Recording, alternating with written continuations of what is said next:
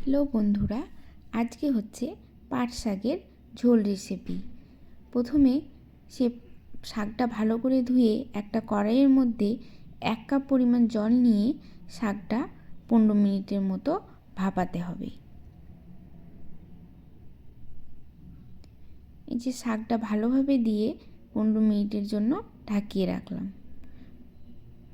15 minute পর শাকটা এরকম দেখতে হবে। সেই শাকটার জলটা ভালো করে ছাড়িয়ে নিলাম।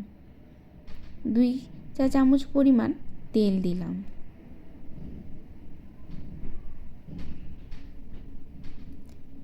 তেলটা গরম করার পর রসুন কুচি আর লঙ্কা কুচি, তারপরে হলুদ দিলাম।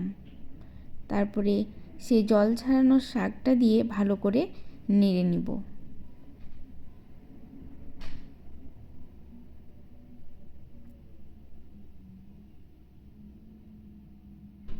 এইভাবে ভালো করে নেড়ে নিতে হবে যাতে শাক লাল না হয়ে যায়।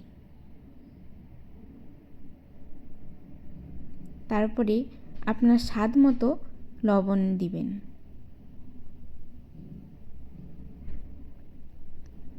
শাকটা ভালোভাবে ভাজা হয়ে গেলে পরিমাণ মতো জল দিতে হবে, তাহলেই তৈরি হয়ে